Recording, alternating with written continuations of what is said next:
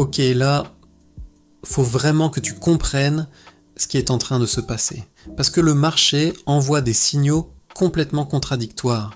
Et c'est exactement dans ces moments-là que les plus gros mouvements arrivent. Et honnêtement, si tu regardes pas les détails, tu peux te faire détruire. On commence avec un truc très important, la Fed. Les probabilités d'une hausse des taux viennent de dépasser celles d'une baisse. Et ça, c'est un énorme changement. Il y a encore quelques semaines, tout le monde était persuadé que les taux allaient baisser. Donc plus de liquidité, donc marché qui monte. Mais maintenant, ce scénario est en train de disparaître. Et ça change tout. Parce que des taux élevés plus longtemps, ça veut dire moins d'argent dans le système. Et moins d'argent, ça veut dire pression sur les actifs risqués. Donc la crypto. Ensuite, regarde ce qui se passe avec les ETF Bitcoin. On a eu environ 92 millions de dollars de sorties en une seule journée, et même des gros comme BlackRock ont vendu. Alors c'est pas encore une panique. Mais c'est clairement pas un signal bullish. Maintenant, le point le plus critique, le prix de Bitcoin, on est actuellement juste au-dessus des niveaux historiques de bottom de cycle. Donc en gros, on est sur une ligne très fine. Soit ça tient, soit ça casse. Et si ça casse, le mouvement peut être très violent. Un autre signal inquiétant concerne les mineurs. La difficulté de minage a chuté d'environ 7,8%. Ce qui veut dire que certains mineurs abandonnent. Pourquoi ? Parce que ça devient moins rentable. Et quand les mineurs lâchent, c'est souvent un signe de stress dans le marché. Mais maintenant, accroche-toi bien, parce que c'est là que ça devient intéressant. Pendant que tout ça se passe, les institutions continuent d'acheter. Michael Saylor et sa stratégie accumulent encore du Bitcoin. Donc d'un côté t'as des ventes, de l'autre t'as de l'accumulation. C'est une vraie bataille, et ça crée une tension énorme. Ensuite parlons des stablecoins. USDC a augmenté son offre de plusieurs milliards. Et historiquement, ça veut dire une chose.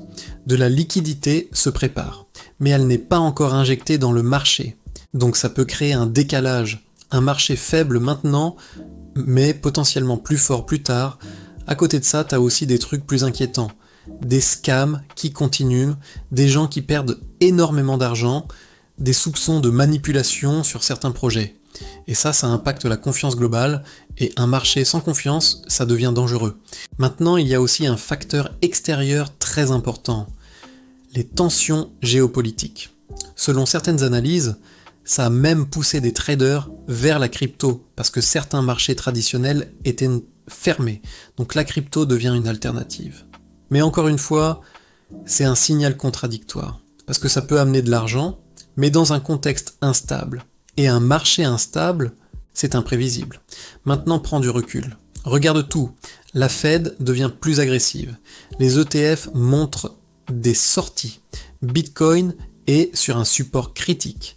Les mineurs souffrent, les institutions accumulent, la liquidité se prépare, mais n'est pas encore là. Et le contexte mondial est tendu. Franchement, c'est un des moments les plus compliqués à lire. Et souvent, quand c'est compliqué à lire, c'est que le marché prépare un gros move. Donc la vraie question, elle est simple. Est-ce que tout ça prépare un énorme rebond ou une chute que personne n'anticipe vraiment? Parce que si ce support casse, ça peut aller très vite. Mais si ça tient, ceux qui accumulent maintenant pourraient être en avance sur tout le monde. Donc reste vigilant, ne prends pas de décision émotionnelle. Observe ce que font les gros acteurs et surtout, protège ton capital.